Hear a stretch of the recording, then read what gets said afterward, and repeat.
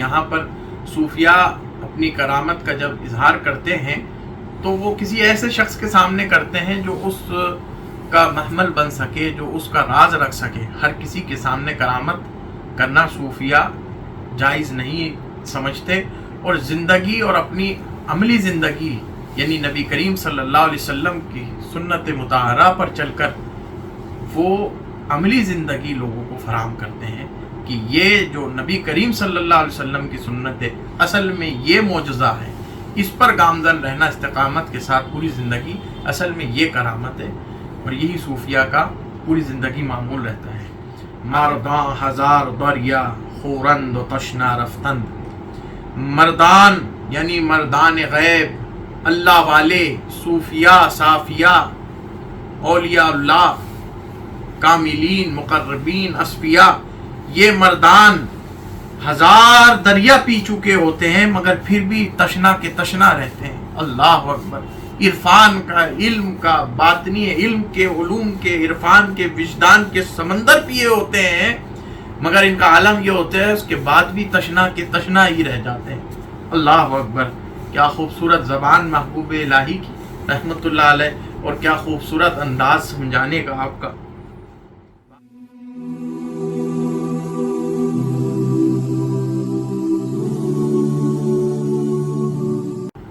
اعوذ باللہ من الشیطان الرجیم، بسم اللہ الرحمن الرحیم، نحمدہ ونصلی ونسلم علی رسولہ الکریم، اما بعد، السلام علیکم ورحمۃ اللہ وبرکاتہ۔ ناظرین و سامعین حضرات، مجلس یازدہم یعنی 11ویں مجلس آج ہم آپ کے سامنے قرأت کریں گے، سماعت فرمائیے۔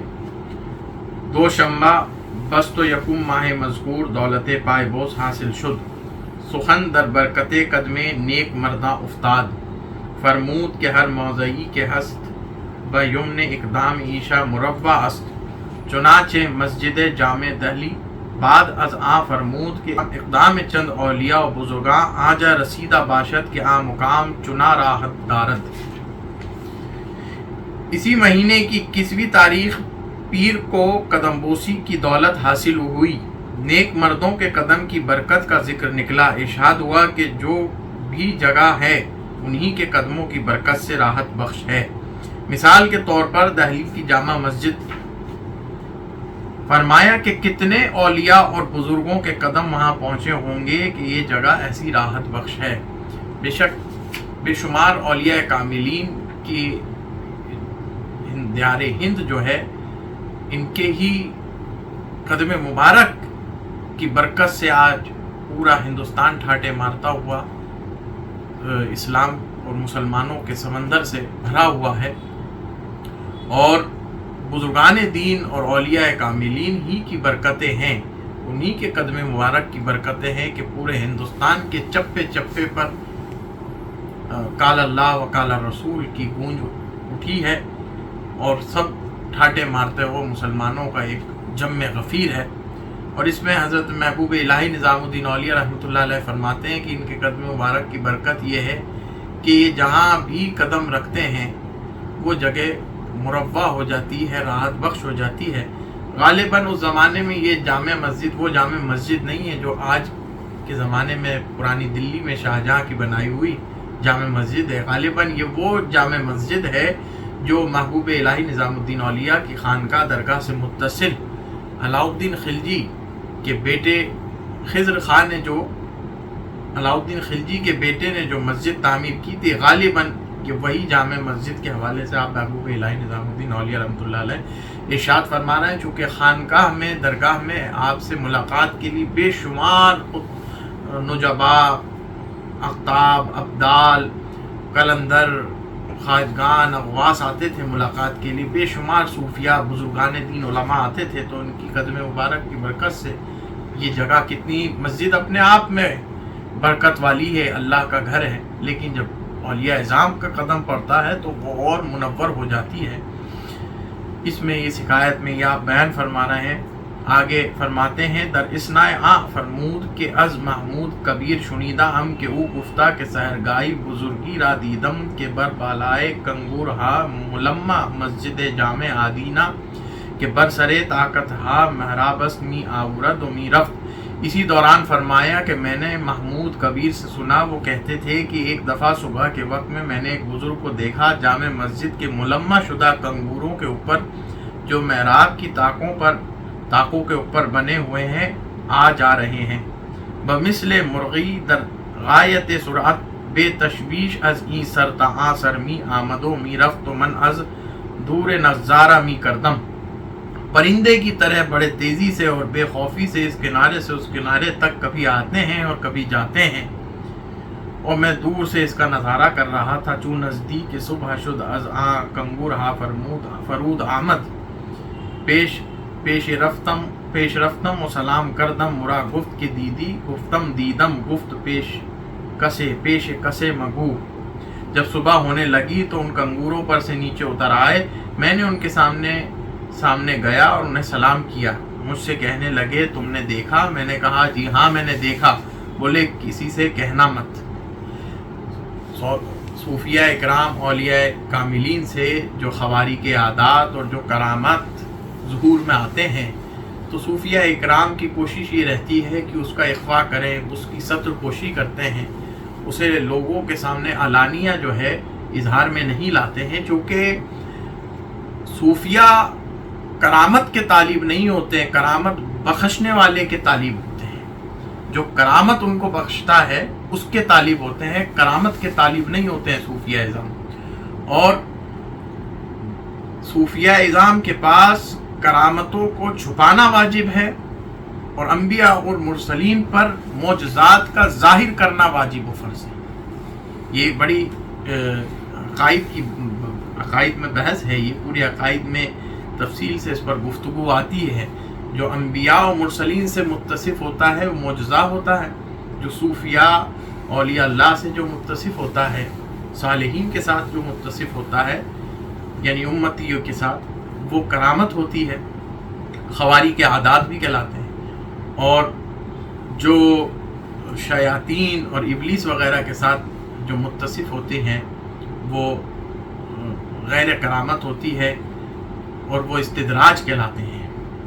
تو یہ سب عقائد کی کتب میں بیان ہے۔ تو یہاں پر صوفیاء اپنی کرامت کا جب اظہار کرتے ہیں تو وہ کسی ایسے شخص کے سامنے کرتے ہیں جو اس کا محمل بن سکے، جو اس کا راز رکھ سکے۔ ہر کسی کے سامنے کرامت کرنا صوفیاء جائز نہیں سمجھتے، اور زندگی اور اپنی عملی زندگی یعنی نبی کریم صلی اللہ علیہ وسلم کی سنت مطہرہ پر چل کر وہ عملی زندگی لوگوں کو فراہم کرتے ہیں کہ یہ جو نبی کریم صلی اللہ علیہ وسلم کی سنت ہے اصل میں یہ معجزہ ہے، اس پر گامزن رہنا استقامت کے ساتھ پوری زندگی، اصل میں یہ کرامت ہے، اور یہی صوفیاء کا پوری زندگی معمول رہتا ہے۔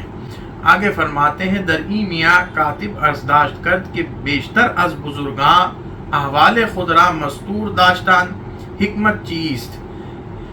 مصنف کتاب کہتے ہیں کہ اسی دوران حسن اللہ سجزی نے عرض کیا کہ بزرگوں میں سے اکثر اپنے احوال کو پوشیدہ رکھتے ہیں، اس میں کیا حکمت ہے؟ محبوب الہی رحمۃ اللہ علیہ سے بڑا اہم سوال کر رہے ہیں، اور یہ وہ سوال ہے کہ جو آج کے معترضین اور منکرین صوفیہ جو ہے صوفیاء کی کرامت پر سوال اٹھاتے ہیں، جو سوالیہ نشانیاں کرتے ہیں، وہ ان کے لیے محبوب الہی نے روز قیامت تک کے لیے جواب دے دیا، اور بڑا خوبصورت انداز میں جواب دیا ہے۔ اس کے بعد کسی دوسرے جواب کی ضرورت نہیں۔ آپ فرماتے ہیں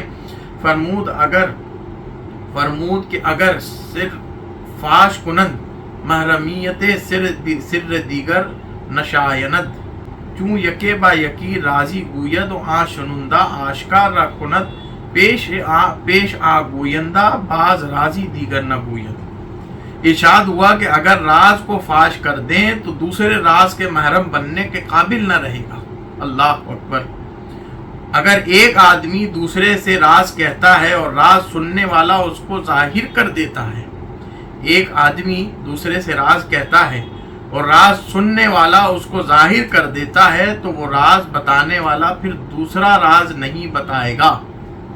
کتنی خوبصورت بات کی ہے کہ جو اللہ تبارک و تعالیٰ سے انعامات اور جو تجلی اور انوار صوفیاء پر نازل ہوتے ہیں باری تعالیٰ کی بارگاہ سے، تو وہ ان کو اس کا محمل سمجھتے ہوئے اللہ تبارک و تعالیٰ ان پر یہ راز اور یہ سارے اس کے سر و اسرار جو ہیں اور یہ رمز و رموز جو ہیں اپنے صوفیاء پر، اپنے مقربین پر نازل کرتا ہے، ان میں سے کوئی ایسا ہوتا ہے کہ جو اس کی تاب نہیں لا پاتے اور برداشت نہیں کر پاتے یہ جو انوار و تجلیات باری تعالیٰ ہے، تو وہ عالم سکر میں، عالم صحب میں جا کر ایسی باتیں بول جاتے ہیں جن کی ممانعت ظاہر میں ہوتی ہے اور جس پر شریعت کی گرفت ہوتی ہے، پھر بعد میں علماء ظاہر شریعت سے اس پر فتویٰ لگاتے ہیں۔ تو یہی کہہ رہے ہیں محبوب الہی کہ جب باری تعالیٰ سے کچھ راز آتے ہیں تو ان رازوں کو کھولنا نہیں چاہیے۔ یہ اسی طرح ہے کہ کوئی ایک آدمی کسی کو راز بتائے اور وہ سننے والا پھر دوسرے کو راز بتا دے، تو پھر جس نے راز بتایا ہے پھر وہ کبھی بھی اب اس کو دوسری بار راز نہیں بتائے گا، یعنی وہ اس کا محمل ہونے سے فارغ ہو جاتا ہے۔ کتنی خوبصورت بات کہی، راز کو پوشیدہ رکھنے کی۔ راز سے یہاں مراد اللہ تبارک و تعالیٰ کی جانب سے جو تقرب اور انعامات و اکرام اور تجلیات اور انوار اور جو کرامات صوفیہ کو ملتی ہے وہ ہیں راز، انہیں چھپانا واجب ہے۔ آگے فرماتے ہیں، بندہ ازداشت کر جو گناہ است کہ خواجہ ابو سعید ابو الخیر رحمت اللہ علیہ بارہا از غیب سخنہا بر سر زباں آوردہ است۔ فرماتے ہیں بندے نے عرض کیا کہ کیا بات ہے خواجہ ابو سعید ابو الخیر رحمت اللہ علیہ بہت دفعہ غیب کی باتیں زبان پر لائے ہیں۔ یہ خواجہ ابو سعید ابو الخیر رحمت اللہ علیہ بڑی شخصیت جن کا پیچھے ہم تذکرہ کر چکے ہیں مختصر آپ کے سامنے، بڑی صوفیہ اولیاء کاملین، صوفیہ اصفیاء کے درمیان ان کا بڑا مرتبہ ہے، سید الاولیاء ہیں، بڑا مرتبہ، بڑے مرتبے کے حامل ہیں۔ تو آپ فرماتے ہیں کہ برسر صاحب کتاب کہتے ہیں محبوب الہی سے کہ کیا بات ہے کہ پھر اتنی بڑی شخصیت خواجہ ابو سعید ابو الخیر زبان غیب سے غیب کی باتیں بہت بار اظہار میں لے آتے تھے۔ فرمود کہ آزماں کے اولیاء در غلبات شوق می باشند اثر سکر چیزی می گویند اما آکے کاملست ہے چنو از اسرار بیرون دہد۔ فرمایا جس وقت اولیاء شوق کے غلبے میں ہوتے ہیں تو بے خودی کے عالم میں کچھ کہہ دیتے ہیں، البتہ جو کامل ہیں وہ اسرار میں سے کوئی چیز بھی ظاہر نہیں کرتے ہیں۔ اس کے بعد 2 بار یہ مصرع زبان مبارک پر آیا، بعد از 2 بار یک مصرع بر لفظ مبارک راند، مردان ہزار دریا خورند و تشنا رفتند۔ مردان یعنی مردان غیب، اللہ والے، صوفیاء، صافیاء، اولیاء اللہ، کاملین، مقربین، اصفیاء، یہ مردان 1000 دریا پی چکے ہوتے ہیں مگر پھر بھی تشنا کے تشنا رہتے ہیں۔ اللہ اکبر! عرفان کا، علم کا، باطنی علم کے، علوم کے، عرفان کے، وجدان کے سمندر پیے ہوتے ہیں مگر ان کا عالم یہ ہوتا ہے اس کے بعد بھی تشنا کے تشنا ہی رہ جاتے ہیں۔ اللہ اکبر! کیا خوبصورت زبان محبوب الہی کی رحمت اللہ علیہ، اور کیا خوبصورت انداز سمجھانے کا آپ کا۔ بعد از فرمود کہ حوصلہ وسیمی باید اسرار را شاید و اہل این معنی بتمامی اصحاب سہ اند۔ بندہ پرسید کہ مرتبہ اصحاب سکر بالا تر یا مرتبہ اصحاب سہ؟ فرمود کہ مرتبہ اصحاب سہ، واللہ اعلم۔ پھر فرمایا کہ بہت بڑا حوصلہ چاہیے کہ راز کے قابل ہو سکے اور اس کے اہل پوری طرح ہو تو اصحاب سالک ہے۔ بندے نے پوچھا کہ اصحاب سکر، اصحاب سکر یعنی مجذوب، اور اصحاب یعنی سالک کا مرتبہ اونچا ہے یا اصحاب کا مرتبہ اونچا ہے؟ فرمایا کہ اصحاب کا، واللہ عالم بالصواب، یعنی ایک جانب سالک ہے، ایک طرف مجذوب ہے۔ مرتبہ محبوب الہی نظام الدین اولیاء سے پوچھا جا رہا ہے اور اس صف شکن سے پوچھا جا رہا ہے، اس بحث سے پوچھا جا رہا ہے، اس ترجمان سے پوچھا جا رہا ہے جو بہت بڑا اللہ والا ہے اور اپنے زمانے کا قطب الاقطاب اور خواجگان کی مشیخیت پر فائز ہے، حقیقی سجادہ نشین ہے بابا صاحب کا رحمت اللہ علیہ۔ ان سے آج اس بارے میں سوال کیا جا رہا ہے اور روز قیامت تک کے لیے جواب لیا جا رہا ہے. تمام علماء کے لیے بھی اور تمام صوفیاء کے لیے بھی یہ بات ہمیشگی کے ساتھ لکھی جائے گی جو محبوب الہی نظام الدین اولیاء رحمۃ اللہ علیہ نے فرما دی، اور یہی ہمارے لیے درس ہے. آپ سے پوچھا گیا کہ اصحاب سکر بڑا مرتبہ رکھتے ہیں یا اصحاب سر؟ اصحاب سر سے مراد سالک.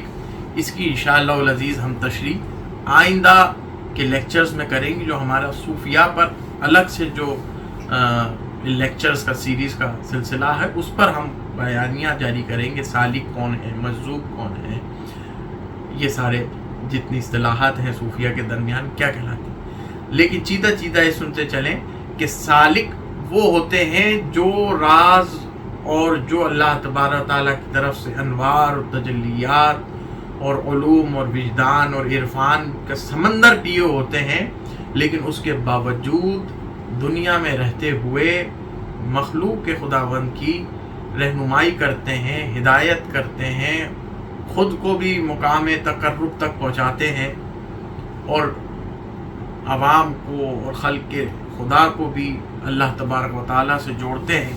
جو سالک ہیں، سلوک کا راستہ اختیار کیے ہیں، جو حالت جزم میں نہیں ہیں، جن کی زبان سے غیبی سخنہان یعنی جو غیبی باتیں ہیں وہ اظہار میں نہیں آتی، اور جو سالک ہیں جو دنیا میں رہتے ہوئے انبیاء اور مرسلین کے ساتھ دعوت دین کا کام کرتے ہیں، احیاء سنت کا کام کرتے ہیں، وہ افضل ہیں ان سے جو سکر میں، حالت سکر میں ہیں، مجذوب ہیں. جو مجذوب ہیں، جن کا مرتبہ اللہ رب العزت کے پاس تو بہت بلند و بالا ہے، اسے کوئی بڑا سا بڑا عالم شیخ الاسلام بھی نہیں سمجھ سکتا اور نہ اس کے قدموں تک پہنچ سکتا ہے. مگر بہرحال مجذوب اپنی حد تک کامل ہے، مکمل ہے، لیکن سالک خود کی حد تک بھی کامل ہے، مکمل ہے، اور مخلوق خداوند قدوس کو بھی کامل و مکمل بناتا ہے. اللہ تعالی ہمیں ان سالک و مجذوب کے راستے پہ چلنے کی توفیق عطا فرمائے اور ان کے عرفان و وجدان کی ہمیں بھی ایک تجلی عطا فرمائے. آمین آمین یا رب العالمین. وما علینا الا البلاغ. الحمدللہ رب العالمین. والسلام علیکم ورحمۃ اللہ وبرکاتہ.